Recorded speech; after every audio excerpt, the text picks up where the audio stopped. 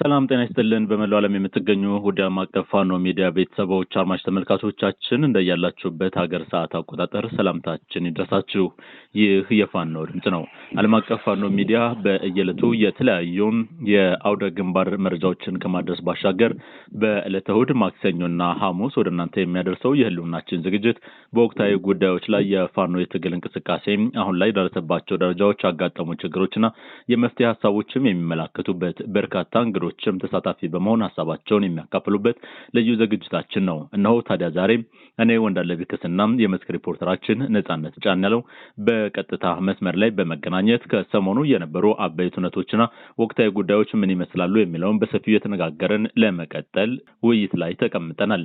በቀጣይ ስልክ መስመራችን የሚገኘው ነጻነት ጫን ያለውም በወቅታዊ ጉዳዮች ላይ ሐሳቡን እያካፈለን ከኛ ጋር ቆይታ የሚያደርግ ይሆናል። ውድ አድማጭ ተመልካቾች እስከ ፍጻሜው ድረስ አብራችሁን በመቆየት በወቅታዊ ጉዳዮች ላይ የምናነሳቸውን ሐሳቦች እንድትከታተሉና በዩቲዩብ ቻናላችን ግሎባል ፋኖ ሚዲያ በመግባት ዝግጅታችንን እንድታደምጡ በአክብሮት እንጋብዛለን።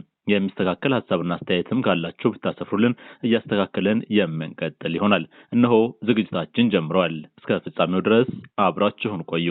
ጤና ይስጥልን ነጻነት ጫን ያለው እንደምን አለህ? በዛሬው ዕለት በወቅታዊ ጉዳዮች ነው ውይይት እያደረግን የምንቀጥለው። ለአድማጭ ተመልካቾቻችንም አላስተዋወቅናቸውም። ወቅታዊ ጉዳዮች ስናነሳ እንግዲህ በሰሞኑ የፋኖ እንቅስቃሴ ከፍተኛ የሆነ ጀብዶችና ድሎችን እያስመዘገበ ቀጥሏል። በወሎ ግንባር ከዘመቻ አርበኛ ደማሊን በኋላም አሁን ላይ ተመሳሳይ የሚመስሉ ዘመቻዎች እየተካሄዱ ድል እየተመዘገበ ነው የሚገኘው። የጋሸና ከተማ ዙሪያ ከበባና ቀለበት ውስጥ ገብቷል ያገዛዙ ኃይል። በሌሎች አውደ ግንባሮችን በርካታ ድሎች ተመዝግበዋል።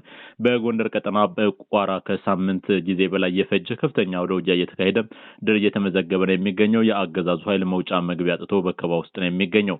በጎጃም ስቦ ማስከዳትና ስቦ መምታት ዋና አዛዥ አርበኛ ዘመነ ካሴ የጦር ስልትና እንቅስቃሴም ከፍተኛ ድል እያስገኘ ይገኛል። በሸዋ ደግሞ ከፍተኛ የሆነ ወታደራዊ አደረጃጀቶች፣ ስልጠናዎችና ምርቃቶች አሁንም ተጠናክረው እንደቀጠሉ ናቸው። በእነዚህ ዙሪያ በሰፊው እናወራለን።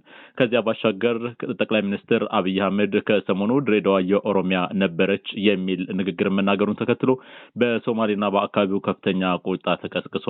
ይህ ምን አንድምታ አለው የሚለውን ብናነሳው መልካም ነው ብለን ይዘነዋል። በወቅታዊ ጉዳይ በሌላው ዙሪያ በአርሲ የሚገኙ ኦርቶዶክሳውያን ንጹሃኖች በጅምላ እየተጨፈጨፉ እየተገደሉ ከፍተኛ የሆነ የዘር ማጥፋት ንግግሮችም እየተዛመቱ ይገኛሉ። ይህ በኦሮሚያ ብልጽግና በኩል ከፍተኛ ስራ ሆኖ እንደቀጠለ ነው ብንመለከተው ብለን ወደናል። እንደዚሁም ሌሎች ወቅታዊ ጉዳዮች ካሉም በሰፊው እንሄድበታለን። የፋኖ የአንድነት እንቅስቃሴ ምን ደረጃ ደረሰ የሚለውንም የምንመለከተው ጉዳያችን ነው የሚሆነው። ነጻነት እነዚህን ጉዳዮች ነው በወቅታዊ ጉዳይ ብንወያይባቸው ብዬ ያስኩት መልካም ናቸው ብለህ ይሁንታህን ከሰጠኝ በእነዚህ ጉዳዮች ላይ የተወያየን መቀጠል እንችላለን። ዝግጅታችን ጀምሯል። ጤና ይስጥልን። መልካም ጤና ይስጥልን። ወንዳለ እንደምሰነበታችሁ? መልካም ሰላም ነው። ቀደም ሲል ያነሳናቸውን የውይይት ሀሳቦች እንዴት ተመለከትካቸው? መልካም ጥሩ ሀሳቦች ናቸው። በእነዚህ ሀሳቦች እየተወያየን ከዚህ በተጨማሪ እንግዲህ አገዛዙ ብልጽግና በሀገሪቱ በሚያደርጋቸው ጦርነቶችና የዘር ጭፍጨፋዎች በርካታ ወጣቶች እየተሰደዱ ነው የሚገኙት። ዛሬም እንግዲህ በየመን ባህር ዳርቻ የታዩ የኢትዮጵያ ወጣቶች አነጋጋሪ ሆነዋል። በሺዎች የሚቆጠሩ ወጣቶች ናቸው በየመን የባህር ዳርቻ የታዩት። ይህን ሀሳብ በስፋት እያነሳን ቆይታ እናደርጋለን። መልካም እጅግ አድርጌ አመሰግናለሁ። ይሁንታን ከሰጠኝ ዘንዳ በዚሁ እንድትሸጋገር የምፈልገው ከሰሞኑ በተለይ ባለፉት 15 ቀናትና በአንድ ሳምንት ጊዜ ውስጥ የፋኖ እንቅስቃሴ በአራቱም ማዕዘናት ምን ይመስል ነበር? በተለይ በወሎ ግንባር ዘመቻ አርበኛ ደማሊ ከወር በፊት በርካታ ጀብዶች ተመዝግበው በድል መጠናቀቁ ይታወሳል። ከዚያ በኋላና ዘመቻው ከተጠናቀቀ በኋላም ግን አሁንም ተመሳሳይ አይነት ከፍተኛ ጀብዶች የተመዘገቡባቸው ውጊያዎች እየተካሄዱ ነው። ቀደም ሲል እንዳስተዋወቁት በአራቱም ማዕዘናት የተለያዩ እንቅስቃሴዎች አሉና እሱን ለአድማጭ ተመልካቾቻችን አስታውሰናቸው ወደ ሌሎች ጉዳዮች እንሸጋገራለን። መጀመር ትችላለህ። መልካም እንግዲህ ከዘመቻ ደማሊ በኋላም በአራቱም ማዕዘናት ከፍተኛ ውጊያዎች እየተደረጉ ከፍተኛ ድሎች እየተመዘገቡ ነው የሚገኙት። በወሎ እንግዲህ ጋሸናን ጨምሮ ዙሪያዋን ከፍተኛ የሆነ ወታደራዊ እንቅስቃሴ አለ። በተለይ አገዛዙ ብልጽግና በርካታ ሰራዊት አስገብቷል። ነገር ግን የገባው ሰራዊትም እየኮበለለ የፋኖ ኃይሎችም ከጋሸና በቅርብ ርቀት ያሉ ወሳኝ ወታደራዊ ገዥ ቦታዎችን ተቆጣጥረዋል። በዘመቻ ደማሊም እንግዲህ ከዚህ በፊት እነዚህን ቦታዎች ተቆጣጥረው ነበር። ዳግምም እነዚህን ቦታዎች በመቆጣጠር ወታደራዊ ገዥ ቦታዎችን ሙሉ በሙሉ በእጃቸው ስራ አስገብተዋል። ከፍተኛ የሆነ ሞራል እንዲሁም የፋኖ ኃይሎች ወታደራዊ ስትራቴጂና ወታደራዊ ጥበብ የታየበት እንቅስቃሴ ነው እየተደረገ የሚገኘው። በወሎ እንግዲህ እስከ ዘመቻ ደማሊም በወሎ በሁሉም አካባቢዎች በርካታ ድሎች የተመዘገቡበት በተለይ እንግዲህ የደጋው መብረቅ ኮርም ከተመሰረተ ማግስት በአጭር ጊዜ ውስጥ ኦፕሬሽን በመስራት በተለይ በዘመቻ ደማሊ የነበረው መነሳሳት አሁንም ያ መነሳሳት ወኔ ሆኗቸው ትናንትና ድል ተቀዳጅተዋል። ይህም እንግዲህ የሚያሳየው ከዘመቻ ደማሊ ድል ማግስት በኋላ በርካታ ድሎች እየተፈጸሙ መሆኑን የሚያሳዩ በርካታ ሁኔታዎችን እየተመለከትን ነው የምንገኘው። በጎጃምም እንግዲህ በርካታ ጀብዶች ተፈጽመዋል። የአማራ ፋኖ ብሔራዊ ኃይል ቴዎድሮስ ቀጠና እንግዲህ በርካታ ጀብዶችን ፈጽሟል። በተለይ ቴዎድሮስ እንግዲህ ወታደራዊ አደረጃጀቶችና ማሻሻያዎችን እያደረገ ነው የሚገኝ። እጅግ በጣም የሚገርም ወታደራዊ ማሻሻያዎች እያደረገ ነው የሚገኘው። አደረጃጀቱ እጅግ በጣም ወጥ የሆነ ወታደራዊ አደረጃጀትና ወታደራዊ ሳይንስን በተከተለ መልኩ ነው ወታደራዊ አደረጃጀቱ እየተሰራ የሚገኝ። ከዚህ ጎን ለጎን ግን አውደ ውጊያዎች፣ ጠንከር ያሉ አውደ ውጊያዎች ይደረጋሉ። ማህበረሰቡ የማወያየት ስራ ይካሄዳል። እንዲሁም ስቦ ማስከዳት የሚለው መርህም ተጠናክሮ ቀጥሏል። ከሰሞኑ 4ኛ ጃዊ መተከል ክፍለ ጦር እንግዲህ በፋንዲቃ ከተማ ያደረገው አውደ ውጊያ በርካታ ያገዛዙን ብልጽግና ጥምር ጦር ሰራዊት ያስደነገጠና ያስኮበለለ፣ አብዛኛው ደግሞ የተደመሰሰ ሙትና ቁስለኛ የሆነበት ከፍተኛ የሆነ ያገዛዙ ብልጽግና የጦር መሳሪያ የተማረከበት እንዲሁም የቡድን መሳሪያ መካናይዝድ መሳሪያም ከጥቅም ውጭ የተደረገበት አውደ ውጊያ ነው የተደረገው በጃዊ መተከል። ይህም እንግዲህ ድንቅ ድል የሳምንቱ ተብሏል። ከዛ ባሻገር በሮቡ ስናን አባጃሚም የተደረገው የፋኖ ጀብድ አንዱ ማሳያ ተደርጎ ይወሰዳል። በሮቡ ገበያም እንግዲህ በርካታ የነፍስ ወከፍ ክላሽንኮቭ መሳሪያ የቡድን መሳሪያ ሲማረክ፣ ከዛ ባሻገር ደግሞ የአገዛዙ ብልጽግና ተሽከርካሪ ኦራልም ሙሉ በሙሉ የወደመበት አውደ ውጊያ ተደርጓል። በባህር ዳር ዙሪያ እንዲሁም በምዕራብ ጎጃም ፍኖተ ሰላም በማርቆስ እና ደጀን የተሰማራ ያገዛዙ ብልጽግና ጥምር ጦር ሰራዊትም እየኮበለለ የፋኖ ኃይሎችን እየተቀላቀለ ነው የሚገኘው። ይህ በቴዎድሮስ ብቻ የተገኘ ድል ነው። ሌላው በጎንደር 9ኛ ቀኑን ያስቆጠረ ለመጨረሻው አውደ ውጊያ እየተደረገ ነው የሚገኝ በቋራ በተለይ የአማራ ፋኖ ብሔራዊ ሰሜን አማራ ቀጠና በላይዝ የቋራው ሜርላ ክፍለ ጦር ለ9 ተከታታይ ቀናት ያለምንም ረፍት መደበኛ ውጊያ በማድረግ በአገዛዙ ብልጽግና ጥምር ጦር ላይ ከፍተኛ የሆነ ጉዳት አድርሳለች። አንድ የአገዛዙ ከፍተኛ ወታደራዊ መኮንን ኮሎኔልን ጨምሮ በርካታ መስመራዊ መኮንኖችና ተራ ወታደሮች ሞትና ቁስለኛ ሆነዋል። በተለይ ቁጥሩ በውል ያልታወቀ አገዛዙ ብልጽግና ጥምር ጦር ሰራዊት ገደል የበላው። ከዛ ባሻገር ደግሞ በጀግኖቹ የፋኖ እርሳስ ሙትና ቁስለኛ የሆነበትን ሁኔታ ተመልክተናል። አውደ ውጊያው ዛሬም ተጠናክሮ የቀጠለ ሲሆን በተለይ በዚህ 3-4 ቀን ውስጥ ደግሞ የተጠናከረ የመካናይዝድ አውደ ውጊያ ነው እየተደረገ የሚገኘው። ይህም ፋኖ በመካናይዝድ ጠንካራ ተዋጊና ጠንካራ መካናይዝድ ኃይል መገንባቱን የሚያሳዩ ምልክቶች ናቸው በቋራ እየተደረገ ያለው። የፋኖ መካናይዝድ ግን ያገዛዙን ብልጽግናን ፍርስርሱን ያወጣበትና አገዛዙ ብልጽግና ከገንዳዋና ካዘዞ ተጨማሪ መካናይዝድ ኃይል የእግረኛ ኃይል እያሰባሰበ መሆኑ አሁን የወጡ መረጃዎች ያመላክታሉ። ሌላው በማዕከላዊ ጎንደር በለሳ ጓላ ከተማ እንግዲህ ሰሞኑን አውደ ውጊያዎች ሲደረጉ ሰምተዋል። ከፍተኛ የሆነ ድልም ተመዝግቧል። በእነዚህ አካባቢዎች በተደረጉ አስጨራሽ አውደ ውጊያዎች ከ5 በላይ ጥምር ጦር አባላት ሙትና ቁስለኛ ሲደረጉ ከ5 የሚደርሱ የሚሊሻ አባላት ደግሞ እስከነ ሙሉ ትጥቃቸው ተማርከዋል። ይህን ተከትሎ በርካታ የሚሊሻ አድማ ብተና ኃይልም እየወጣ የፋኖ ኃይሎችን እየተቀላቀለ ነው የሚገኘው። በዚሁ በደቡባዊ ጎንደር ቀጠና እንግዲህ በእስቴ መካነ ኢየሱስ 180 በላይ የጥምር ጦሩ አባላት መደምሰሱ ይታወቃል። ይህን ተከትሎ እንግዲህ በእስቴ መካነ ኢየሱስ ከተማ የነበረው የሚሊሻ ኃይል ሙሉ በሙሉ የፈረሰበት ሁኔታና የሚሊሻ ኃይሎችም እንግዲህ በፋኖ ውስጥ ገብተው እየታገሉ ይገኛሉ። በትናንትናው መረጃችንም ይህን መረጃ ለአድማጭ ተመልካቾቻችን አጋርተናል። በሸዋ ቀጠና የአማራ ፋኖ ብሔራዊ ኃይል ደቡብ አማራ ቀጠና ሳምነውዝ በኦሮሚያ ክልል ያደረጋቸው አውደ ውጊያዎችና የተገኙ ድሎችም ማሳያዎች ናቸው። በተለይ እንግዲህ የአማራ ፋኖ ብሔራዊ ኃይል ደቡብ አማራ ቀጠና ሳምነው የኃይለማርያም ማሞ ክፍለ ጦር በኦሮሚያ ክልል አዋሳኝ አካባቢዎች እንዲሁም በኦሮሚያ ክልል በመግባት ኦፕሬሽን ፈጽሞ በርካታ የኦሮሚያ ልዩ ኃይልና ገዳ ኮማንዶ እንዲሁም የሆድ አደር ያረጋ ከበደ ታዛዥ ባዴን ሚሊሻና አድማ ብተና ላይ ከፍተኛውን እርምጃ ወስዷል። ይህም እንግዲህ የተጠናከረ እርምጃ ነው። እጅግ በጣም አስደማሚ ኦፕሬሽን የተካሄደው በርካታ የነፍስ ወከፍ ክላሽንኮቭ መሳሪያና የቡድን መሳሪያ ምርኮ ተደርገዋል። በርካታ አገዛዙ ጥምር ጦር የፈራረሰበት ሁኔታንም ተመልክተናል። በተለይ በኦሮሚያ ክልል የገባው ልዩ ኃይል በፋኖ በተወሰደበት ጠንካራ እርምጃ እየኮበለለ እንደሆነ ከቦታው ወይም ከስፍራ የደረሱን መረጃዎች ያመላክታሉ። ሌላው በዚሁ ቀጠና ደቡብ አማራ ቀጠና ሳምነው ህዝብ በሚንቀሳቀስባቸው ቀጠናዎች አሳግርትም አውደ ውጊያዎች ሲደረጉ ሰንብተዋል። አገዛዙ ብልጽግና እንግዲህ በአሳግርት በትምህርት ቤትና በጤና ጣቢያ ላይ ብቻ 7 ሞርተር በመወርወር አንድ አርሶ አደር ገድሏል።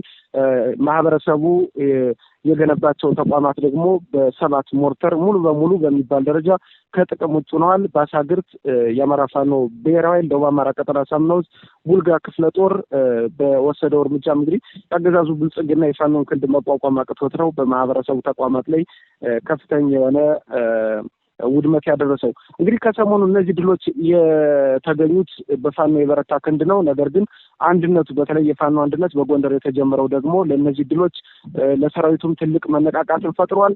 በሁሉም ቀጠናዎች ሰራዊቱ በጋራ የሚፈጽማቸው ኦፕሬሽኖችም የአንድነቱ የድል ውጤቶች ናቸው። በሸዋም እንግዲህ በጎንደር የተጀመረውን አንድነት አስመልክቶ የአማራ ፋኖ ሸዋ ጠቅላይ ግዛት እዝና የአማራ ፋኖ ብሔራዊ ኃይል ደቡብ አማራ ቀጠና ሳምነው በመራቤቴና አካባቢው በጋራ የፈጸሙት ኦፕሬሽን ለአንድነቱ ጉልህ ድርሻ ያለውና ትልቅ ሚና የተጫወተ ነው።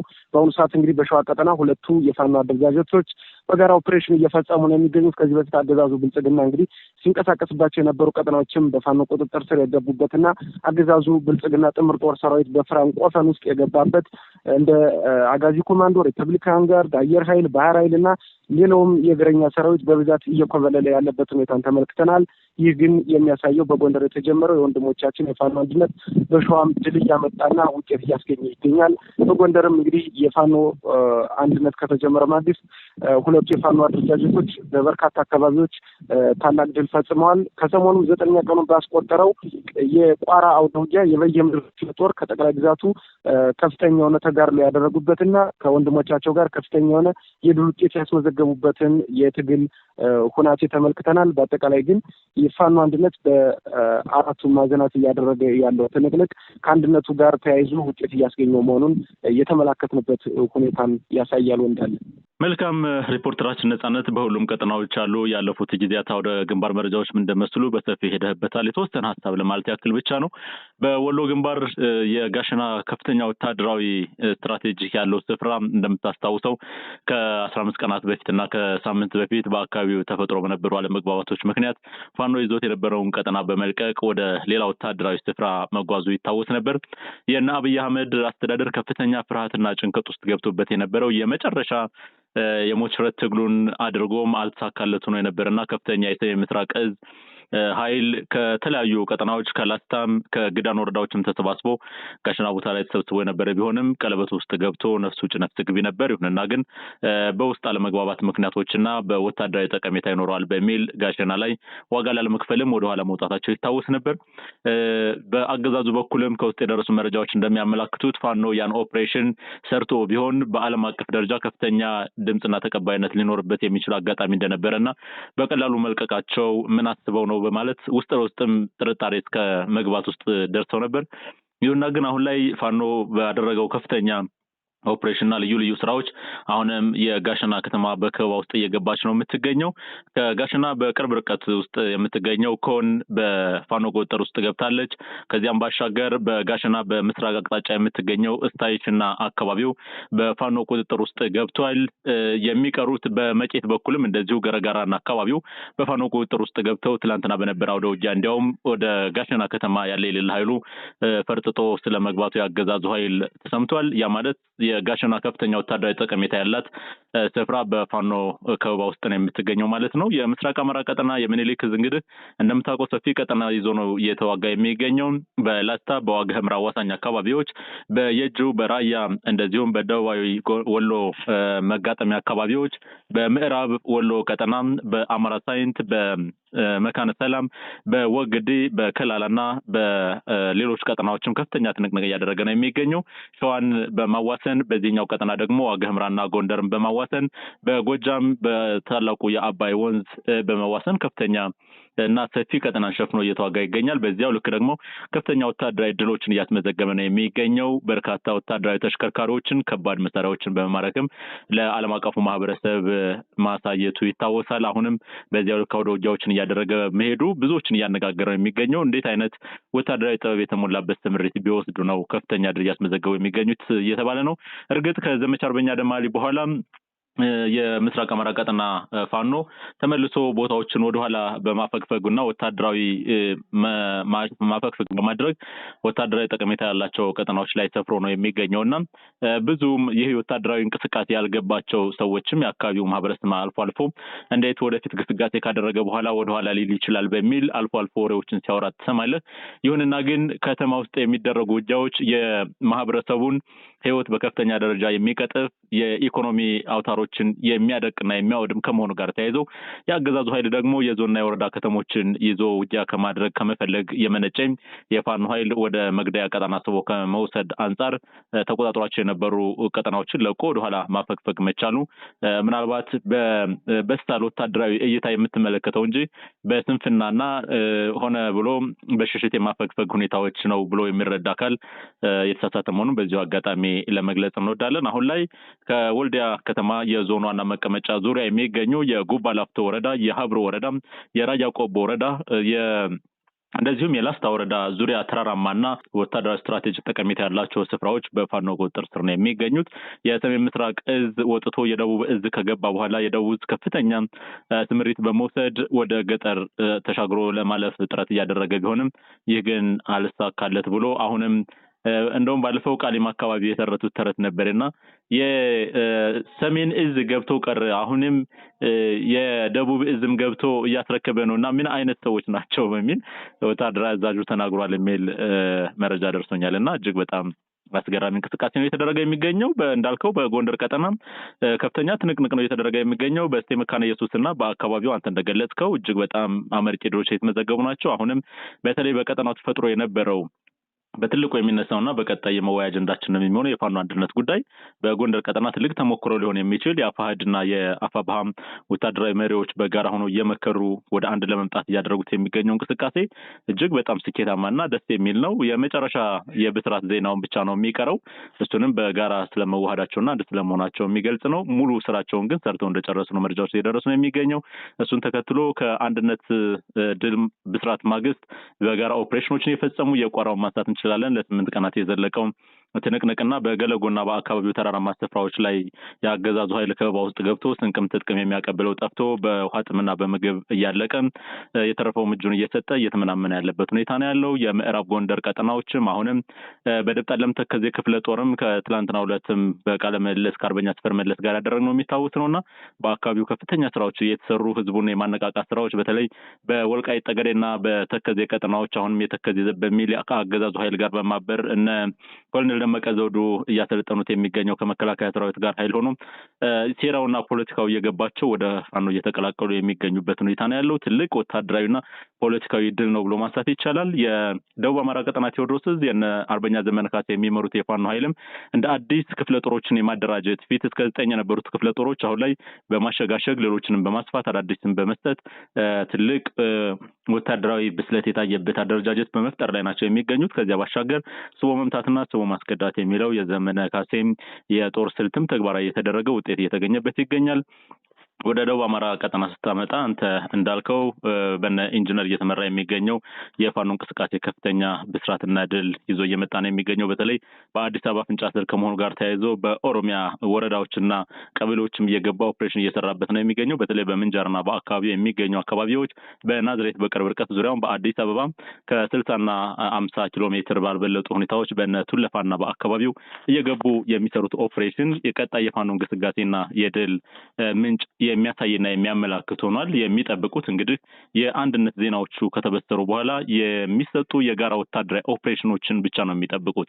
ያ ከሆነ በኋላ ግን እንግዲህ የአብይ አህመድ አገዛዝ ምን ይውጣል የሚለው መጨረሻውን የምናይ ነው የሚሆነው። እርግጥ ግዴለሽ የሚሆነው የብልጽግናው አገዛዝ በሰማይ ሰው አልባ አውሮፕላኖችና ድሮኖችን አሁን ደግሞ እዚያው አጥፍቶ ጠፊ ድሮኖችን ጭምራሉ ራሳቸው ተከስክሰው ጥፋት የሚፈጽሙ እርሱ በወሎ አካባቢዎች በተወሰነ መልኩ ሲያንዣብቡ ታይተዋል።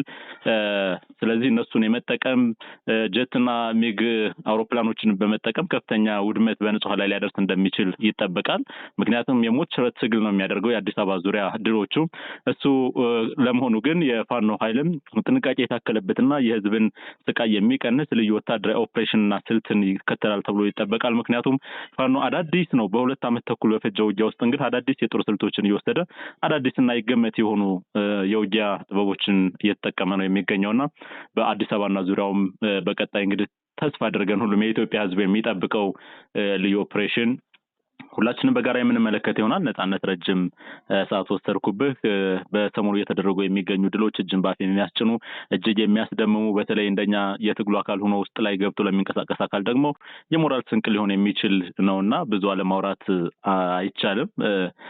ግዴታ እንድታወራ ይጎተጉታል እየተፈጸመ ያለው ድርጊትና ወደፊትም ተጠናክረው በርተው ሊሄዱ ይገባል የሚለውን አስምርበታለሁ። ከዚሁ ጋር ተያያዘ ግን ሌላኛው አጀንዳችን የሚሆንና በዚሁ ተያያዥ የሆነው ጉዳያችን ምንድነው የአንድነት ጉዳይ ምን ላይ ደረሰ የሚለውን ብናነሳው ደስ ይለኛል። እንዳፋባ አንድ ጠንካራ የፋኖ ተቋም ተመስርቷል። አፋድን በጎን የመሰረተው ነበረ። ከዚያ ባሻገር በጎንደር እንደ ጎንደር ያለን የቤት ስራ ሰርተን ወደ አማራ እንሸጋገር በሚል በጎንደር ትልቅና ስኬታማ የሚባል እንቅስቃሴዎች እየታዩ ነው የሚገኙት። ቅድም ያነሳኋቸው ማለት ነው። በጎጃም በወሎና በሸዋስ ቀጠና ያለው ምን ይመስላል? ምንስ መሆን አለበት? ምን ይመስላል ብቻ ሳይሆን ወደፊት ምን መሆን አለባቸው? ከጎንደር ምን ትምህርት ሊወስዱ ይገባል የሚለውን በሰፊው ብትሄድበት መልካም ነው ብዬ አስባለሁ። ወደ አንተ ልመለስ። መልካም እንግዲህ በጎንደር የተጀመረው የፋኖ አንድነት በሁሉም አካባቢ ለሰራዊቱ መነቃቃትን የፈጠረበትና በአውደ ውጊያዎችም ከፍተኛ ድል የተገኘበት የሞራል ስንቅ ነው። አንድነት ሲባል እንግዲህ መሬት ላይ ያለው ሰራዊት ጮቤ የሚረግጥበት ለውጊያ ራሱን የሚያዘጋጅበትና በገባበት አውደ ውጊያም ድል አድርጎ አሸንፎ የሚመለስበትን ሁኔታ ተመልክተናል እና በጎንደር የተጀመረው የፋኖ አንድነት በሸዋም ተጠናክሮ መቀጠል እንዳለበት ይሰማኛል። በተለይ እንግዲህ በሸዋ ከቅርብ ጊዜ ወዲህ ሁለቱ የፋኖ አደረጃጀቶች በጋራ ኦፕሬሽን እየሰሩ ነው የሚገኙት። ሰራዊቱም እንግዲህ የፋኖ አንድነትን በተመለከተ በጉጉት የሚጠብቅና ግፊት እያደረገበት ያለውን ሁኔታ ተመልክተናል። በተለይ እንግዲህ ሁሉም ለአንድነት ሲባል የሚከፈለውን ዋጋ ከፍሎ የፋኖን አንድነት ወደ አንድ መስመር አምጥቶ ታጋዩን ማታገል የሁሉም በዚህ ትግል ውስጥ የሚሳተፍ ያገባኛል የሚል ኃላፊነት ሊወስድ ይገባል። ሁሉም በመክሊቱ በየድርሻውም የራሱን አስተዋጽኦ ሊያስቀምጥ ይገባልና በሸዋ በኩልም ወንድሞቻችን መገፋፋቱን ትተው በተለይ አመራሮች መገፋፋቱን ትተው ለአንድነት ቅድሚያ ሰጥተው አንድ የፋኖ የትግል መስመር ዘርግተው ማታገል እንዳለባቸው ከጎንደር ወንድሞቻቸውም ትልቅ ትምህርት እንደሚወስዱ በጎንደር የፋኖ አንድነት ውስጥም የሸዋ የወሎና የጎጃም ፋኖ ትልቅ ሚና እንዳለ ይታወቃል። ያንን ለጎንደር የነበራቸውን ሚናና ተሳትፎም እዛው ሸዋ ላይ መሬት ላይ አድርገው ፋኖን ወደ አንድ መምጣት እንዳለባቸው ይሰማኛል። ወንድሞቻችን በተለይ መሬት ላይ ያሉ ታጋዮች እንግዲህ አንድነቱን አጥብቀው በጉጉት እየጠበቁ ነው የሚገኙት። ከሰሞኑ የሚሰሩ ኦፕሬሽኖችም ለአንድነቱ ይበጃሉ፣ ይጠቅማሉ፣ ማሳያ ይሆናሉ ተብለው የተወሰዱ አንድነት ኦፕሬሽኖች ናቸው። ድልም ተገኝተዋል ማለት ይቻላል። ይህ ድል የተገኘው እንግዲህ ሰራዊቱ ለአንድነት የሚያክል ትኩረት ሰጥቶ እየሰራ እንደሆነ፣ ትግሉን ለማሳለጥ አንድነት አስፈላጊ እንደሆነ፣ አንድነት ለዚህ ትግል የመጨረሻው ምዕራፍ እንደሆነ የሚያሳዩ ናቸውና ሰራዊቱ በዚህ ልክ ለአንድነት እየተዋደቀ ነው የሚገኘው። አመራሮችም የሰራዊቱን የአንድነት ፍላጎት በመረዳት አንድነቱን በቅርብ ጊዜ በመቋጨት የአማራ ህዝብ የተደቀነበትን የህልውና አደጋ በአጭር ጊዜ ለመቀልበስ የአመራሮቹ ሚና ከፍተኛ ሆኖ መምጣት አለበት። አመራሮቹም ለአንድነቱ ሲሉ የሰራዊቱን ወርደው ከታች መሬት ላይ ያለው የሰራዊቱን ስሜት ማዳመጥ አለባቸው እና አሁን የሰራዊቱ ሞራል ለአንድነቱ ካለው ጉጉት እጅግ በጣም ከፍተኛ ነው እና ይህንን የአንድነት ጉዞ ወደ ተግባር ለማምጣት ደግሞ የአመራሮቹ ሚና ከፍተኛ ነው የሚሆንና አንድነት ኃይል መሆኑን አንድነት ጉልበት መሆኑን ከሚሰሩ ኦፕሬሽኖች የተመለከትነው ጉዳይ ነውና የሸዋ ወንድሞችም በወሎም የቀሩ የፋኖ አመራሮች ወደ አንድነቱ ገብተው የአማራን ህዝብን የህልውና አደጋ ቀልብሰው ትልቅ ሀገር መመስረት እንደሚቻል ተስፋ አለን። ነገር ግን ይሄን ከማድረግ በፊት አንድነት ያስፈልገናልና ለአንድነት ሲባል ሁላችንም ቀና አመለካከት ከወሬ በዘለለ በተግባር መሬት ላይ ሰርተን የምናረጋግጠው የተግባር የአንድነት ስራ ሰርተን ማሳየት አለብን የሚል እምነት አለኝ በእኔ በኩል። ስለዚህ ወንድሞቻችን አሁንም ጊዜው አልዘገየም፣ ለአንድነት ቦታ ሰጠው የአማራ ፋኖን አንድ አድርገው ሰራዊቱን ቢያታግሉት መታገል የሚችል አቅም ያለው ሰራዊት ነው። ይሄ ሰራዊት አንድ መታገል ከቻለ ማንም የሚያስቀረው የጠላት ኃይል የለም። ይህ ኃይል ደግሞ እንግዲህ በሁለት ዓመታት ውስጥ በፈተናዎች የተገነባ ሰራዊት ነው። ይህ ሰራዊት አሁን ከብልጽግና ጥምር ጦር ሰራዊት ጋር መዋጋት አይደለም የሚከብደው፣ አንድነት ብቻ ነው የከበደው። አንድነቱ ደግሞ መጣ ሲባል ከሰሞኑ ተሰርተው ያየናቸው ኦፕሬሽኖች እና አውደ ውጊያዎች እንዲሁም የተገኙ የድል ውጤቶች ለዚህ ሰራዊት ለአንድነት ፍላጎቱ ትልቅ ማሳያ ተደርገው ተወስደዋልና አንድነት ኃይል ነው፣ ጉልበታችን ነው። የአንድነት ቤታችን ለመስራት ሁላችን ዝግጁ የሚል መልእክት ነው የማስተላልፈው። አጋጣሚ የሚታዩ ምልክቶች ግን ከወዲሁ የሚበረታቱና የሚደነቁ ናቸው። ያሉ ክፍተቶችን ደግሞ በመነጋገር እነዚህን ችግሮች በማስወገድ አሁንም ትልቁን ቤታችን መስራት እንዳለብን ይሰማኛል። ይህን ይመስላል ወልዳለ። መልካም። እኔም የመጋራው ሀሳብ ነው። በተለይ በጎንደር የተጀመሩ እንቅስቃሴዎች እንደ ትልቅ ተሞክሮ ሊወሰዱ የሚገባቸው ናቸው። እርግጥ በዚህ ባለፈው 2 ዓመት ተኩል ውስጥ ምንም ያልተደራጀ ኃይልን አደራጅቶ በተቋም ደረጃ ማምጣቱ ትልቅ ፈተና የሚጠበቀው ነው። አሁን የተፈጠሩት ሁሉ ችግሮች ከሚጠበቀው በታች እንጂ ከሚጠበቀው በላይ የሆኑ ትልቅ ችግሮች ናቸው ብዬ አልወስደውም። ምክንያቱም ከተነሳንበት ደረጃ መመልከት ትችላለህና እነዚህን ችግሮች ግን እንደ መልካም አጋጣሚ እየወሰዱ ችግሮችን እየደፈኑ ወደ አንድ ለመምጣት ጥረት ማድረግ ነው እንጂ ልዩነቶችን እያሰፉ ከዚህ ቀደም የሰሯቸውን በደሎችና ህጸጾች ያጋጠሙ ችግሮችን እንደ ክፍተት እየወሰዱ በእነሱ ላይ መወቃቀሱ ቀርቶ ወደ አንድነት ለመምጣት ያለፉትን ይቀር ማለት ሆደ ሰፊ መሆን ይጠይቃልና እነዚህን ችግሮች ወስዶ በቀጣይ ግን እንዳይደገሙ አሁን ላይ የአንድነት ዜናዎች ሲሰሩ በቀጣይ እንዳይደገሙ በትልቁ ጥንቃቄ የታከለበት ስራ ሊሰራ ይገባል። ወደ አንድ መምጣታቸው በአገዛዙ ኃይልም ከፍተኛ ድንጋጤ እየፈጠረ ነው። በአውደ ውጊያም ከፍተኛ ድል እያስመዘገበ ነው። እንደምታስታውሰው የጎንደር ቀጠናው በተለይ አሁን እስቴ መካነ ኢየሱስ ውጊያ ሲደረግ የተለያዩ ቦታዎች ላይ መንገድ በመዝጋት ትብብር ሲያደርጉ ነበር። በቋራ አውደ ውጊያም በቀጥታ በውጊያ አውደ ግንባር በመሳተፍም በርካታ ስራዎችን እየሰሩ ነበር የአማራ ፋኖ ህዝባዊ ድርጅትና ከአንድነት ማግስት የሚደረጉ ውጊያዎችን ስንገመግማቸው አንድነት ቢመጣ ምን አይነት ድል ይመዘገብ ነበር የሚለው ነውና በሸዋ ቀጠና አሁንም መከባበሩ እንዳለ ነው። ወደ አንድነት ለመምጣት ያሉት ሂደቶች ያን ያህል ጥሩ ናቸው ብሎ መናገር ቢከብድም ይሁንና ግን እንደያደረጃጀቶቹ ጠቅላይ ግዛቱም ለራሱ አፋብሃም ደቡብ እዝም በተመሳሳይ አውደ ግንባሮችን ሲያደርጉ አውደ ግንባሮችን ያደርጋሉ። እርስ በርስ መጠላለፍና እርስ በርስ መተኳኮሶች ቀርተዋል። በጣም መልካምና ጥሩ የሚባል ነው። የአንድነት እንቅስቃሴና ጅምሮችም አሉ። በእነ አርበኛ መከታው ማሞና በእነ ኢንጂነር በኩል አሁንም የጀመሯቸውን እንቅስቃሴዎች አጠናክረው ለህዝባችን ትልቅ በስራት ዜና ከምንነግረው ለተለት የድል ዜናዎች በላይ ሊሆን የሚችል የድል ዜና ነውና በስራት ነው የአንድነት ዜናው። ስለዚህ አንድነት ስራቸውን በትልቁ አጠናክረው መቀጠል አለባቸው። በወሎ በኩል ያሉት አሁንም ወደ አንድ በኩል ክፍለ ጦሮች ኮሮች እየተደራጀ መግባት ሁኔታዎች አሉ ወደ አፋብሃም። ይህ ግን ብቻውን ድል ነው ብሎ መውሰድ ያስቸግራል። አሁን ከሰሞኑ አንድ ኮር ከወሎ ጠቅላይ ግዛት በመውጣት ወደ አፋብሃ የተቀላቀለበት አለ። እሱ መልካም ነው ብለን የምንወስደው ቢሆንም በተናጠል የሚደረጉ መጠቃለሎችና ወደ ጋራ መግባት ብቻ በቂ ነው ብዬ አላስብም። እኔ እንደ ድርጅት እንዳጠቃላይ ነው እንደ ቀጠናው የወሎ ቤት አማራም እዝ ከምኒልክ እዝ ጋር ተነጋግሮ አንድ የሚሆኑበትን አቅጣጫ መውሰዱ የበለጠ ስኬታማና ድል የሚያስገኝ ነው ብዬ አስባለሁ። እርግጥ እኔ በተናጥል ወደ ፈለጉት አደረጃጀት ሄደው መታገሉ ተገቢነት ያለው ቢሆንም ግን አሁን ኃይልን የመቀማማት አይነት መስሎ ሊታይ ይችላል። በተለይ እንደ ጥላት ተቆጣጥረው ባንድና ባንድ ወገን በተለይ አደረጃጀት ስትሰለፉ ኃይሉን እንደዛ ስትወስድበት የኔን ኃይል ለማሳሳት የሚደረግ መሰሪነት ነው ብለው ሊረዱት ይችላሉ። ግን እሱ ሳይሆን አሁን ቅድም እንዳልኩት ወደ ሰፊነትና መቻቻል ያልኩት ነገር ነው መወሰድ ያለበት። ከፈለጉ በዛኛው ሄሮ መታገል ይችላሉ የሚለው ከዚያ ባሻገር ግን እንደ ድርጅት አንድ ስትሆን ነው ከፍተኛ ድል የሚገኘው። ስለዚህ ሁላቸውም በአፋድም በኩል በአፋባም በኩል በወደ ሰፊነት ቀጠሮ ይዘው በመወያየት ሽማግሌዎችን አክብረው ለውይይት በመቀመጥ ሽማግሌዎችን ሲል ይሄ አንድነት ለማስማማት የሚደረጉ እንጂ ከመንግስት ጋር ለማደራደር የሚገቡትን ማለት አይደለም። ይሄ እንዲሰመርበት ፈልጋለሁ። ግን የፋኖ ኃይሎች ወደ አንድ እንዲመጡ አሁንም ያላሳለሰ ጥረት የሚሰሩ አፈሙዝ ይዘው ከሚታገሉት በላይ ለአንድነት እንዲቀመጡ በሁለቱም በኩል የሚንቀሳቀሱ የሽምግልናን ስራ ይዘው በትልቁ የሚሰሩ ስራዎች ትልቅ ናቸውና አክብሮትም አለን ለነሱ። አሁንም አጠናክረው ቢቀጥሉበት የሚል ትልቅ መልእክት አለን። እጅግ አድርጌ አመሰግናለሁ። ነጻነት ወደ ሌሎች ወቅታዊ ጉዳዮችም ነውና በትልቁ የተነሳው ሌላኛው ጉዳይ ፓርቲዎች መግለጫ ያወጡበት የሚገኙ የሃይማኖት ተቋማት ጉባኤም ልዩ ልዩ የፕሮቴስታንት እምነትም የእስልምና እምነቶችም ለየብቻቸው ከሰሞኑ ያወጡት መግለጫ አለ። እርግጥ የመግለጫው ጥንካሬ ምን ይመስላል፣ ተጠያቂነቱ ለማን ነው የሚለውን በሰፊው የሚገልጹ ባይሆንም በዚህ ልክ ደፍረው መግለጫ ለማውጣት መጣራቸው በዚህ አምባገነን ስርዓት ውስጥ ግን ትልቅ አንድ እርምጃ ነው ብዬ እወስዳለሁ።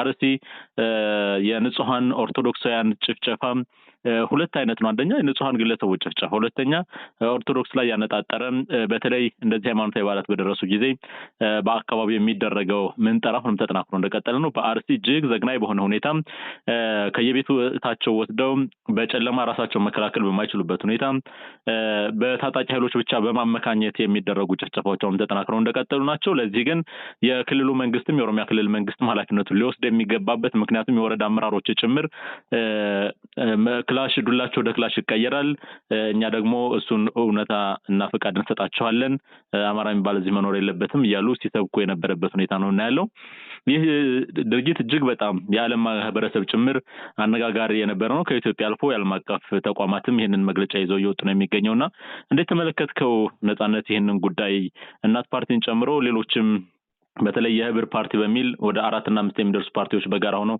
የመሰረቱት የፓርቲዎች ስብስብም ከሰሞኑ መግለጫ ይዞ ወጥቷል። በኦሮሚያ ክልል የአማራ እልቂትና ጭፍጨፋ አሁንም በተጠናበትና መንግስታዊ መዋቅርና እውቅና በተሰጠው መልኩ ተጠናክሮ እየቀጠለ ይገኛል። በዚህ ላይ የተወሰነ ብንለው መልካም ነው። የአርባ ጉጉና የበደኖ ጭፍጨፋ የምናስታውሰው ነው። ከዛሬ 4 አስርት ዓመታት በፊት የነበሩ ተመሳሳይ ድርጊቶች ናቸውና ከኢህአዴግ ዘመነ መንግስት መግባትና ከደርግ ስልጣን ማብቃት ጋር ተያይዞ በርካታ ብሮዎችና ግፎች ተፈጽመዋል። አሁንም እነሱ ተጠናክረው ነው የቀጠሉት። በተለይ ባለፉት ደግሞ በተለይ ብለን ባለፉት 5 ዓመታት የብልጽግናው ዘመን ለአማራ በተለይ ደግሞ ለሰው ልጆችም ጭምር እጅግ በጣም ዘግናኝ የነበረበት ጊዜ ነበር ብሎ መውሰድ ይቻላል። እንግዲህ ለሁለተኛ የስልጣን ዘመን ለምርጫ ውድድር ላይ የቀረበ መንግስት ነው የሚገኘው። እርግጥ ቀጣይ ከማን ጋር ነው ተፎካክሮ ለመንግስትነት ምርጫ አደረኩ የሚለው አሁን ህልውና ትግል እየተደረገ በአማራ፣ በኦሮሚያ፣ በትግራይ ከፍተኛ የጦር ጉሰማዎች ባሉበት ሁኔታ እንዴት ነው የምርጫ ሂደትም የሚለው የሌላ ጊዜ ውይይት አጀንዳችን ቢሆንም እንደዚህ ያለ መንግስትና ስርዓት ባለበት ሀገር ላይ የዜጎች እልቂትና ሞት እንዴት ነው ዓለም አቀፉ ማህበረሰብ ምን አይነት ትኩረት ሊሰጠው ይገባል የሚለውን የተወሰነ ሀሳብ ስጠን። መልካም። አንተ እንዳልከው እንግዲህ የአርባ ጉጉ ጭፍጨፋው የቅርብ ትዝታ ባይሆንም ከዛሬ 35-36 ዓመት በፊት በወያኔ እና በኦነግ ሸኔ የጋራ ትብብር ከ80 ሺህ በላይ የሚሆን አማራ በተጨፈጨፈ ሁኔታ ለትውልዱ ማስታወስ ይገባል። ምክንያቱም አማራ በመሆናቸው በግፍ የተጨፈጨፉ ሰላማዊ ዜጎች ናቸው። አሁንም በአርሲ በተለይ በምስራቅ አርሲ መርቲ ከ25 በላይ ሰላማዊ ዜጎች መገደላቸውን በተለያዩ ማህበራዊ ሚዲያዎች መረጃዎች ሲንቀሳቀሱ ተመልክተናል። እኛም መረጃውን ይዘን ወደ አካባቢ በመደወል ለማጣራት ሞክረናል። ከ25 በላይ በማህበራዊ ሚዲያ ይወጣ እንጂ እስከ 60 የሚደርስ የንጹሃን ዜጎች ግድያ በአርሲ በኦሮሚያ ክልል መንግስት የታገዘ ጭፍጨፋ መድረጉን ለማጣራት ሞክረናል። ከአንድ ቤተሰብ ብቻ ከ8 በላይ ንጹሃን ዜጎች በኦሮሚያ የወደድ ብልጽግና መራሹ መንግስት በተጠናና በተቀናጀ መልኩ መገደላቸውን ከአካባቢው ያገኘነው መረጃ ያመለክታል። በኦሮሚያ ክልል መንግስት የጸጥታ ኃይሎች የተቀናጀ ጥምር ኃይል በአርሲ በደቦ እርሻ ላይ በነበሩ ንጹሃን ዜጎች ላይ የግድያና የእገታ ወንጀሎችን ፈጽመዋል። በተለይ በ5 ሰላማዊ ዜጎች ላይ አሰቃቂ ግድያ ተፈጽመዋል። ታፍነው የተወሰዱ ንጹሃን ዜጎችም ስለመኖራቸው ዛሬ ከአካባቢው ደውለን ያገኘነው መረጃ ያመለክታል። ዛሬም እናት ፓርቲ በመግለጫው የእነዚህን ሰላማዊ ወይም ንጹሃን ዜጎች ግድያ አውግዟል። ነገር ግን 5 ብቻ እንዳልሆኑ በርካታ ሰላማዊ ዜጎች በትናንት ጥቅምት 24 2018 ዓ.ም የተገደሉ ከዛ በላይ ሊሆኑ እንደሚችሉና የታፈኑትም ከዛ በላይ እንደሆኑ ተገልጿል። ይህ የሚሆነው እንግዲህ አገዛዙ ብልጽግና በሚያስታጥቃቸው ታጣቂዎች ናቸው። እነዚህ ታጣቂዎች ዘመናዊ ስናይፐርና የአገዛዙ ብልጽግና ጥቁር ክላሽንኮቭ መሳሪያ እየታጠቁ ስለመሆናቸውም እንግዲህ የሟች ወገኖች መረጃውን አድርሰውናል።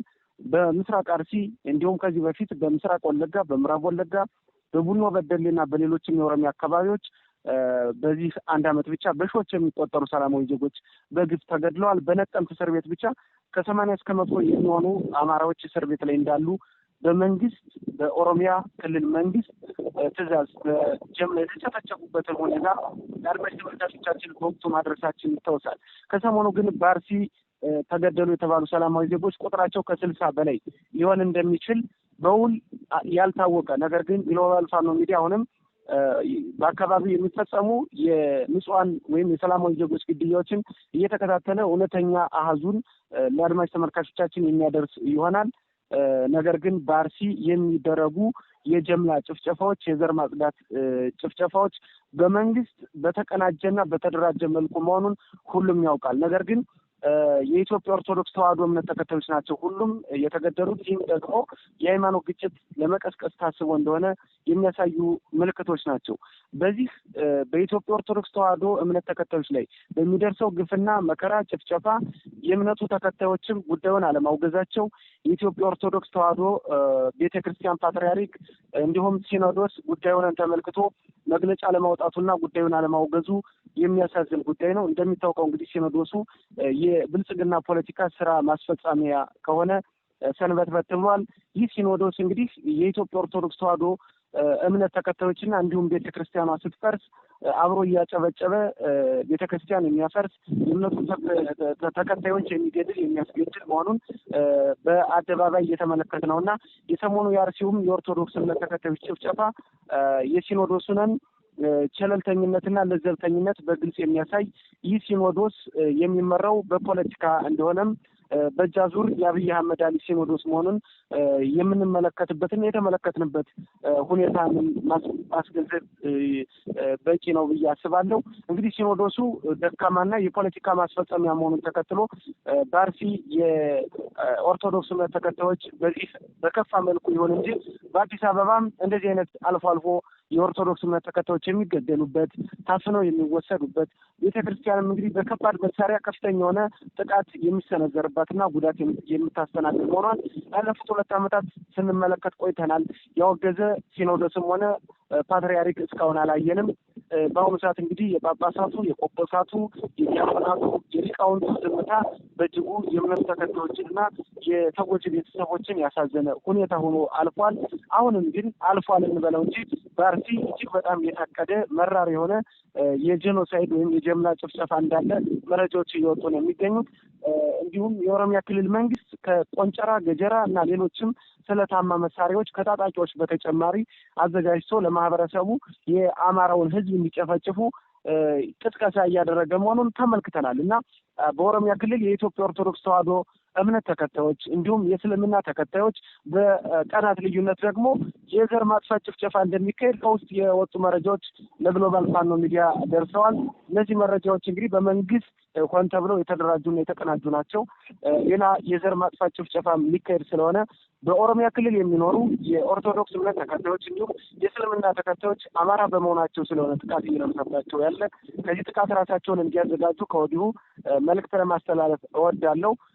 በአጠቃላይ ግን ይህ ጭፍጨፋ በአማራ ክልል እንዲቀጥል ሁሉም አውቆና ተገንዝቦ የአርሲ ወገኖቻችን የኛም ወገኖቻችን እስከሆኑ ድረስ የአርሲ ሞት የኛም ሞት ስለሆነ አርሲ ላይ የተገደሉ የንጹሃን አሰቃቂ ግድያ የአማራውም ግድያ የኦሮሞውም ግድያ የደቡብም የትግራይም ግድያ መሆኑን ሁሉም ዜጋ በአጽንኦት ሊያወግዝ ይገባል። የእምነት ተቋማትን መግለጫ ወጥተዋል። የፖለቲካ ፓርቲዎችን መግለጫ ወጥተዋል። ለእኔ ግን ይሄ በቂ ነው ብዬ አላስብም። ያወጡት መግለጫም እንግዲህ የተንሸዋረረና አሽሙር የተሞላበት መግለጫ ሁሉ ጭምር ነው።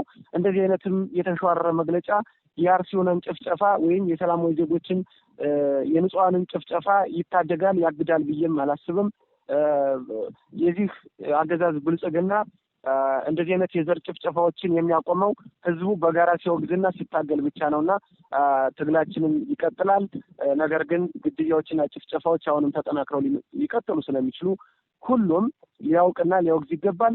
በውጭ የሚኖሩ ወገኖቻችንም ይህንን ጉዳይ ለዓለም አቀፉ ማህበረሰብ የማሳወቅና የዓለም አቀፉ ማህበረሰብ በኢትዮጵያ ላይ የሚደርሰው በተለይ በአማራው ብሔር ላይ የሚደርሰው የዘር ማጽዳት ጭፍጨፋና በኢትዮጵያ ኦርቶዶክስ ተዋሕዶ ቤተክርስቲያን እንዲሁም በእምነቱ ተከታዮች ላይ የሚደርሱ የዘር ማጽዳት ዘመቻዎች በዓለም አቀፉ ማህበረሰብ ዘንድ ግንዛቤ የማስጨበጥና የማሳወቅ ስራ ቢሰሩ የሚል መልእክት አለኝ። የሰሞኑ የአርሲው ጭፍጨፋ ዘግናኝ ነው። ይህም ዘግናኝ ጭፍጨፋ እንግዲህ 25-30 ተብሎ መቅረት የለበትም። ጉዳዩ ከዚያም ሊያልፍ ስለሚችል እስከ 100 ሊደርስ ስለሚችል በዚህ በአርሲው ላይ ገለልተኛ ወገን ገብቶ የማጣራት ስራ እንዲሰራም በውጭ የሚኖሩ ወገኖቻችን ለዓለም አቀፍ የሰብአዊ መብት ድርጅቶችና ሌሎችም ለሚመለከታቸው አካላት እውቅናና የማሳወቅ ስራ ቢሰሩ የሚል መልእክት አለኝ። አመሰግናለሁ። ወንዳለ መልካም ነጻነት እጅግ አድርገን እናመሰግናለን። በተለይ በኦርቶዶክስና በንጹሃን ላይ የተፈጸሙ የሚገኙ ጭፍጨፋዎች ሆነ ብለው በብልጽግና ስርዓትና መዋቅር መር የተደረገ መሆኑ እጅግ በጣም አሳዛኝ ነው። ይሁንና እነዚህ የሚፈጸሙ ድርጅቶችና ኢሰብአዊ ጭፍጨፋዎች በአማራ ላይ ያነጣጠሩ ጥቃቶችም በአስፈላጊ የሆኑ ተቋማትና መስሪያ ቤቶች በዝምታ እየተመለከቷቸው መሆኑ ኋላ ላይ ግን ማጠፊያው ያጠረ እንደሚባለው አይነት የመልሶ ማጥቃትና ብቀላ አይነት ደረጃዎች እንዳይሸጋገሩ ካሁኑ ትልቅ ትኩረት የሚፈልግ ነው። በተለይ በዚህ ዙሪያ ላይ የሚሰሩ በሰብአዊ መብት ተሟጋችነት በሰብአዊ መብት ጽሕፈት ቤት በአገር አቀፍም ሆነ በዓለም አቀፍ የሚገኙ የሁማን ራይትስ ዎች እና ዓለም አቀፍ የሰብአዊ መብት ድንጋጌን ተከትሎ የሚንቀሳቀሱ ተቋማትና ድርጅቶች ለጉዳዩ ትኩረት ሊሰጡትና የብልጽግናው ስርዓት እየፈጸመው የሚገኘውን አውሬያዊ ጭፍጨፋና ኢሰብአዊ ድርጊት ሊያስቆሙትና በቃ ሊሉት ይገባል የሚል መልእክት አለን። በዚህ የምንሸጋገረው ከሰብአዊነት ጋር በተገናኘ ከሰሞኑ በየመን ባህር ዳርቻዎችና በበረሃማ ሸዋማ ስፍራዎች ላይ በርካታ ኢትዮጵያን በ10 ሺህ የሚቆጠሩ ምናልባትም ቁጥራቸው ከዚያ ከፍ ሊል የሚችሉ ዜጎች ከፍተኛ ረሃብ፣ እንግልት፣ ጦርነትና ስቃይ ውስጥ ነው የሚገኙት። ወደ ሳውዲ አረቢያና ወደ ተለያዩ የአረብ ሀገራት ለመሻገርና የዕለት ኑሯቸውን ለመግፋት አስበው ይውጡ እንጂ ገፊ ምክንያቶቹ ግን የብልጽግናው ስርዓት እየፈጸመ የሚገኘው አፈሳ፣ ወደ ጦር ዘመቻ የሚያደርጋቸው አስገዳጅ እንቅስቃሴዎች፣ ግድያዎች፣ የፖለቲካዊ እስርና ነጻነትን ማጣትና መነፈግ እንደዚሁም የስራ አጥ ቁጥር መበራከት ከፍተኛ መሆኑ ይታወሳል። ከዚህ ባሻገር ከሰሞኑ ጠቅላይ ሚኒስትሩ በድሬዳዋ ከተማ አስመልክተው ያሰሙት ንግግር ሆነ ተብሎ የተፈጸመና ጸባጫሪ ድርጊት እንደዚሁም የብሔር ግጭት እንዲቀሰቀስ የሚያደርግ ነው የሚል ነው። ድሬዳዋ የኦሮሞ ነበረች የሚል ነው አፋቸው ሞልተው የተናገሩት። ይህ ደግሞ ምን ሊያስከትል ይችላል? ካሁኑ የሶማሌ ወጣቶች ከፍተኛ ሆነ ቁጣን ቀስቅሰዋል። በርካታ ሰዎችም ቁጣቸውን እያሰሙ ነው የሚገኙት። ምናልባትም ወደ ህዝባዊ ተቃውሞና ከፍተኛ የሆነ ራስን የመከላከል እንቅስቃሴዎች ሊያመሩ ይችላል ተብሎ እየተገመተ ነው የሚገኘው። በእነዚህ ሁለት ጉዳዮች ላይ ሐሳብህን ስጠንና የዛሬው ውይይታችንን እናጠቃልላለን። መቀጠል ትችላለህ ነጻነት። መልካም እንግዲህ ከሰሞኑ በፓርላማ ምስለኔው የሀገሪቱ ጠቅላይ ሚኒስተር ጸባጫሪነት ንግግር ተናግረዋል። በእርግጥ አብይ አህመድ አሊ የሚናገሩት ንግግር ከጸባጫሪነትና ብሔርን ከብሔር ከማጋጨት ሃይማኖትን ከማጋጨት የዘለለ ነገር አይናገሩም። በሚናገሩት የምክር ቤት ውሏቸውም ውሸትና ዋልት እንዲሁም ዛቻና ማስፈራሪያ የተሞላበት ንግግር ነው። በዚህ ንግግራቸው እንግዲህ ድሬዳዋ የኦሮሚያ ናት የሚል አፋቸውን ሞልተው የተናገሩት ንግግር መላ የሶማሌ ወጣቶችን፣ ምሁራኖችን፣ አክቲቪስቶችን፣ ፖለቲከኞችን፣ ጋዜጠኞችን ያስቆጣ ነው። ይህ ሶማሌ ድሬዳዋ የኦሮሞ ናት የሚለው ንግግር ክደት የተፈጸመበትና ግዛትን የመንጠቅ እንደሆነ በሶማሌዎች ዘንድ ቁጣን አስነስቷል። በሶማሌዎች ዘንድ እንግዲህ በግዛት የማይደራደሩ ከሌሎች ጋር ተከባብረው መኖርን የሚያውቁበት ሁኔታ በዛ አካባቢ የኖረ ወይም ማንኛውም ኢትዮጵያዊ የሚረዳው ጉዳይ ነው። ተከባብረው የሚኖሩባት ማንኛውም የኢትዮጵያ ሕዝብ ድሬዳዋ ላይ ተከባብሮ ሰውን አክብሮ ተከብሮ የሚኖርባት የፍቅር ከተማ ናት። ከዚህ በፊትም እንግዲህ በ2011-12 የነጀዋር ዘመን ተብሎ በሚጠራው አካባቢ ድሬዳዋንና ሐረርን በፖለቲካ የመበከልና እዛ አካባቢ የግጭት ቀጠና ለማድረግ የተሰራውን የድሬዳዋ ከተማ ህዝብ በነቂስ ያወገዘበትና ድሬዳዋ ከተማም ወደ ነበረችበት ሰላሙ የተመለሰችበትን ሁኔታ ማስታወስ ይቻላል። አሁን ግን የድሬዳዋ ሰላም፣ የድሬዳዋ ህዝብ ተከባብሮ መኖር፣ የሐረር ህዝብና የአካባቢው ህዝብ ተከባብሮ በሰላም ወጥቶ መግባት ያሳሰበው እንቅልፍ የነሳው እረፍት የነሳው የብልጽግናው አገዛዝ እንግዲህ በጠቅላይ ሚኒስትር አብይ አህመድ በኩል ድሬዳዋ የኦሮሞ ናት የሚል ንግግር መናገራቸውን ተከትሎ ከሶማሌ ከዳር እስከ ዳር ንቅናቄ እየተካሄደ ነው የሚገኝ። ሰላማዊ ሰልፍ እስከ መውጣት የሚያደርስ አጀንዳ ሊሆን እንደሚችልም ከወዲሁ ምንጮች እየገለጹ ነው የሚገኙት። በባቢሌና አካባቢውም እንግዲህ በተለይ ምስራቅ ሐረርጌና ሶማሌ በሚዋሰንበት አካባቢም የኦሮሚያ ክልል መንግስት የሶማሌን ግዛትን ለመንጠቅ ሰፊ የሰራዊት ዝግጅት እያደረገ መሆኑንም ከወዲሁ መላው የኢትዮጵያ ህዝብ ማወቅ እንዳለበትና ይሄ የኦህዴድ መራሹ የብልጽግና መንግስት በሄደበት ሁሉ ጸባጫሪና ሁሉንም እኔ ልፍጀው አይነት መንግስት እንዲሁም ብሔር ተኮርና የአንድም ብሔር አጀንዳ የሚያስፈጽም መንግስት መሆኑን እንዲያውቁት ነው። በዚሁም እንግዲህ የኦሮሚያ ክልል ልዩ ኃይልና ገዳ ኮማንዶ የተባለው በዛው አካባቢ የሶማሌን ግዛት ለመንጠቅ መወሰኑንና ይህንንም ዝግጅት እያደረገና በቀጣይም ወደ ግዳጅ የሚገባበት ሁኔታን የሚያሳዩ ወታደራዊ ዝግጅቶች እንዳሉ ከወዲሁ መረጃዎች እየወጡ ነው። በቦረና በኩልም እንግዲህ በሞያሌ በኩል ሙሉ ቦረናን ለመጠቅለል የሽመልስ አብዲሳው የኦህዴዱ ብልጽግና ገዳዩ መራሹ ቡድን ሌላ ዝግጅት እያደረገ መሆኑንም እዚሁ መላ የኢትዮጵያ ህዝብና እንዲሁም መላ የሶማሌ ወጣቶች እና የሶማሌ ህዝብ ይህንን ጉዳይ ሊያውቀው ይገባል።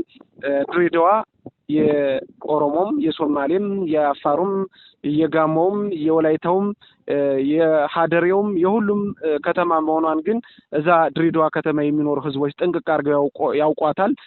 ጠቅላይ ሚኒስትሩ ግን በዚህ ጉዳይ ላይ የሚያውቁትም ነገር የለም። ከእውቀትም ነፃ ስለሆኑ በትዕቢትና በቧልት የሚናገሩ ከመሆናቸው አንጻር እንግዲህ በድሬዳዋ ጉዳይ የተናገሩት ንግግር አፍ ሲከፈት ቅንጭላት ባዶ ይሆናል የሚለውን የአገሬን ገበሬ አባባል ያስታውሰኛልና አገዛዙ ብልጽግና እንግዲህ በእንደዚህ አይነት የተንኮል ሴራዎች ህዝብን ከህዝብ በማጣላት ግጭት በመጥመቅ ስልጣኑን ለማራዘም ያደረገው ንግግር ነው። በአጠቃላይ እንግዲህ እዚህ ላይ የተወሰነ ሐሳብ ለመጨመር ያክል ከድሬዳዋ ጋር በተገናኘ ቅድም መጀመሪያ ላይ የተናገርከው ስለነበር አድማጭ ተመልካቾቻችን እንዲረዱት ለማድረግ የድሬዳዋ ከተማና የጅግጅጋን ሁኔታ በተመለከተ እንደምታውቀው አንተ ከ55 በላይ ወደ 60% የሚሆነው የአማራ ተወላጆች የሚኖሩባትን ብቻ ሳይሆን በአካባቢው ከፍተኛ ሀብት ንብረት አፍርተው የከፍተኛ የሚባሉ ንግድና ፖለቲካዊ እንቅስቃሴዎችን የሚያደርጉባት ቢሆኑም እንኳን የአገዛዙ ኃይል እስካሁን ድረስ የኦሮሞና የሶማሌ ተወላጆች ብቻ እየተፈራረቁ ከተሞችን እንዲያስተዳድሯቸው የሚያደርግበት ሁኔታ አለ። 40-20-20-60 እንደዚሁም 20-20 በማድረግ የሶማሌ የኦሮሞና ሌሎችን ብሔሮችና አድርገው አማራን ግን ከፍተኛ ቁጥር ያለው ሆኖ በምንም አይነት የፖለቲካ ውሳኔ ላይ እንዳይሳተፍ ይሁንና ግን የመንግስት ሰራተኛና ሌላ ሰራተኛ ሆኖ መኖር እንዲችል ከፍተኛ ውሳኔ የተሰጠበት አሁንም ድረስ ግን ይህ ሁኔታ ተጠናክሮ የቀጠለበት ሁኔታ አለ። በጅግጅጋ ብትመለከት ከፍተኛ ሆነ የአማራ ተወላጆች ቁጥር ያሉበት ነው። ይሁንና ፖለቲካዊ ተሳትፎ እንዳይኖራቸው ያንን ያክል በሚሊዮን የሚቆጠር ህዝብ ምንም አይነት የፖለቲካ ተሳትፎ እንዳይኖረው ምንም አይነት የኢኮኖሚ ተጠቃሚነትም ላይ እንዳይኖረው በማድረግ ከፍተኛ ሴራዎች ሲሰሩ እንደነበር ይታወሳል። አንተ እንዳልከው ግን አሁን ደግሞ ጭራሽኑ ከሶማሌ በመንጠቅ ከፍተኛ የኢኮኖሚ ማዕከል ከመሆናቸው አንፃር ወደ ኦሮሚያ የመጠቅለል ስራዎች ናቸው በከፍተኛ ሁኔታ እየተሰሩ የሚገኘው። በአካባቢው እንግዲህ ዙሪያ ገባውን የኦሮሞ ተወላጆች ቢኖሩም ሙሉ ለሙሉ ጠቅሎ እንቅስቃሴ እንዲደረግ እየተሰራ ነው። በጅግጅጋም የጅግጅጋ ዩኒቨርሲቲን አመዛኙን አካባቢዎች በኦሮሞ የበላይነት እንዲተዳደር እያደረጉት ነው። የድሬዳዋ ዩኒቨርሲቲን በተመሳሳይ አሁን ላይ አማራን ብቻ ሳይሆን ሶማሌንም ከዚህ ሁኔታና ከፖለቲካና ኢኮኖሚያዊ እንቅስቃሴዎች የመግፋቱ ስልታዊ የመግፋት እንቅስቃሴ የተደረገ ነው። አሁን የሚገኘው የድሬዳዋ ከንቲባንም በተመለከተ የስልጣን ዘመኑን ጨርሶ ይሁንና ግን ከተማይቱ ጥሩ መነቃቃትና እድገት እያሳየች ስለሆነ ከንቲባ ሲቀያየር የእድገቷ እንዳይኮስ በዚሁ ይቀጥል በሚል ለና አብይ አህመድ የተመቸ ከመሆኑ ጋር እንደምትመለከተው ነው እንግዲህ ወደ ሚዲያ እየቀረበ ከክርስትና እምነት ተከታዮች ጋር የሃይማኖታዊ መገገያ ስፍራዎችን ሲያጸዳ ለምዕመናን ውሃ ሲሰጥ ምናምን ታየዋለህ። እነዚህ ድራማ የተሞላባቸው ስራዎች እጅግ በጣም ምን አይነት ሁለት አይነት መልክ ያለው ሰው ነው እያለ አካባቢው ሰው በትልቁ ተማሮበታል። ወደ ቢሮ በመሄድ ግን ወደ ከተማ አስተዳደር አገልግሎት ፈልገ ስትሄድ ከቢሮ የማይገባ ምንም አይነት አስተዳደራዊ ስራዎችን የማይሰራና ህዝቡ በከፍተኛ ሁኔታ ያማረረበት ነው። ከወር ከሁለት ወር በላይ ሆኖ ህዝቡ አገልግሎት ፈልጎ ሲሄድ የማያገኘው የራሱ የጥቅም ትስስር ያለው የፖለቲካ የራሱ ቡድንተኛ የሆነና የራሱ የሆኑ ግሩፖችን ፈጥሮ የሚንቀሳቀስ ለተቀረው የኢትዮጵያ ክፍል ለማሳየት ግን በካሜራ ፊት እየቀረቡ በኢቢኤስ የሴፉ ሾው ላይም ቀርቦ እንደምትመለከተው ከፍተኛ የስም ግንባታ ያካሄደ ሰው ነውና ከላያቸው የአብይ ጋር በጣም ተመሳሳይ የሆኑ ካሜራ ወዳድ ህዝባዊ ለመምሰል ጥረት የሚያደርጉ ሰዎች ናቸው። እና ግን ውስጣዊ አስተዳደር ስራቸው ከፍተኛ እንግልትና ሮሮ የፈጠረ ከፍተኛ የፖለቲካ ሴራ የታከለበት ስራ ነው እየሰሩ የሚገኙት። ከዚህ ጋር ተያይዞ ድሬዳዋ የኦሮሚያ ነበረች የሚለው አካልም እንግዲህ ምን ሊያስከትል ይችላል ብለህ ስታስበው እንኳን ለሚዲያ የቀረበ ሰው ይቀርና ተራውን ሰው ስትረዳ የኛ ነበረች እንዴ ስለዚህ አሁንም የኛነታችን አጠናክረን እንቀጥላለን በሚል የብሔር ግጭት እንዲነሳና እንዲቀሰቀስ የዘር ግጭት እንዲፈጸም የሚያደርግ ትልቅ የጥላቻ ንግግር ሆኖ ይጠቀሳል። ይህ ከፍተኛ ወንጀል የፈጸመ ሰውም አድርጎ ሊያስወስድ የሚችል ነው። እንደምታስታውሰው ሩቅ ሳትሄድ የጎረቤት ሀገርን ጉዳይ ስታነሳ ሩዋንዳ በትንሽ የደቂቃዎች የሬዲዮ ስርጭት ነው ለዚያ ሁሉ እርቂት የዳረጋቸው። ርቀን ሳንሄድም የኛን አካባቢ የምታስታውሰው ነውና ይህን የመሰለ በጠቅላይ ሚኒስትር ደረጃ የተነገረ ንግግር በቀላሉ ሊታለፍ የማይችልና በወንጀለኝነት የሚያስመዘግብ መሆኑ በታሪክ ድርሳን ተመዝግቦ እንዲያልፍ እኛም በትልቁ አስምረን ልናገር እንወዳለን። ይቅርታ አቋረጥኩ። ወደ የመን ጉዳይ እንሻገር። መልካም። ከዚህ ላይ እንግዲህ የድሬዳዋ ከንቲባ መታወቂያው ሌላ ማሞ ሌላ አይነት ሰው ናቸው። እንደሚታወቀው ድሬዳዋ ከተማ 70-80 በመቶ የሚሆነው የአንድ አካባቢ ህዝብ ነው የሚታወቅ ነው። ከተማዋንም የገነባት ያ 70-80 የከተማዋንን ህዝብ ድርሻ የሚይዘው ህዝብ ነውና ማን ምን እንደሆነ ድሬዳዋ ላይ በደንብ የድሬዳዋ ህዝብ ጥንቅቅ አድርጎ ያውቀዋልና የፖለቲካ ስራ ለመስራት የታሰበው እንግዲህ ታላቋን ኦሮሚያ ለመገንባት በሚደረገው ጉልህ ድርሻ ድሬዳዋን የኦሮሚያ ናት ብሎ ማሰብ እና ከወዲሁ ድሬዳዋ የኦሮሞ ናት እያሉ በምክር ቤት ደረጃ አቅጣጫ መስጠቱ መላ የኢትዮጵያ ህዝብ የማይቀበለውና የማይስማማበት ጉዳይ ነው። እንዲሁም የሶማሌ ወጣቶች አዲስ ንቅናቄ የሚፈጥሩበትና አሁንም አዲስ ንቅናቄ ለመፍጠር የብልጽግናው መንግስት ለመታገል ሰፊ ዝግጅት እያደረጉበት ያለውን ሁኔታ ተመልክተናል። የግዛት ነጠቃም በታላቋ ኦሮሚያን ለመመስረት የሶማሊያን ግዛት በተለይ በጅቡቲ እስከ ጅቡቲ መስመር የሚደርሰውን ድረስ የኦሮሚያ ክልል መንግስት ለማጠቃለል የታሰበ አዲስም የካርታ ስራ የተሰራና በጎግል ቀጣይም ይፋ እንደሚደረግ የደረሰን መረጃ ያመለክታል። በአጠቃላይ በሶማሌ ህዝብ ላይ የሚደረገው ሴራ የሶማሌ ወጣቶች የተረዱት በመሆኑ ነገም ትውልዱ የሶማሌ ቀጣይ ትውልድ እንዳይወቅሳቸው ያሁኑ የሶማሌ ትውልድ የነን የብልጽግናውን አገዛዝ ፊት ለፊት ለመፋለም ዝግጅት እያደረገ ይገኛል። የድሬዳዋም የኦሮሚያ ናት የጠቅላይ ሚኒስተሩ ንግግርም ለነዚህ ወጣቶች የትግል እንቅስቃሴ ትልቅ መነሳሳትን ፈጥሯልና ጠቅላይ ሚኒስተሩ የሚዋሹት ውሸት እንግዲህ ወጣቱ ራሱን ለማስከበር ግዛቱን ለማስከበር ለነገ ትውልዱ ባርነትን ላለማስረከብ ሲል የሚያደርገው ትልቅ ተጋድሎ እንዲያደርግ የሚደረግ ውሸት ነውና በአጠቃላይ የአብይ አህመድ መንግስት ወንበሩ መነቃነቁን ተከትሎ ከዛም እየረገጠ ነው የሚገኝ። ይህንን ከዛም የሚረግጠውነን የሐሰት ትርክት ሁሉም የተረዳው ይመስላል። ለትግልም ራሱን እያዘጋጀን የሚገኝ በአፋርም በተመሳሳይ የግዛት ነጠቃና እንደዚሁ የማስፋፋት ስራዎች እየተሰሩ ነው።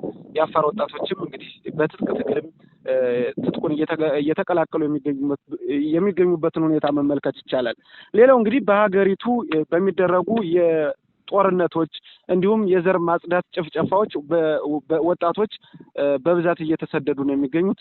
ዛሬ በማህበራዊ ሚዲያ የተጋራው ምስልም እንግዲህ ዓለምን ያስገረመና ያገዛዙን ብልጽግና መንግስት ደግሞ ያስደነገጠ አሁንም ደግሞ ለዚህ ምስል ዶክመንተሪ ለመስራት ዝግጅት እያደረገ መሆኑን አሁን የደረሰ መረጃ ያመለክታል።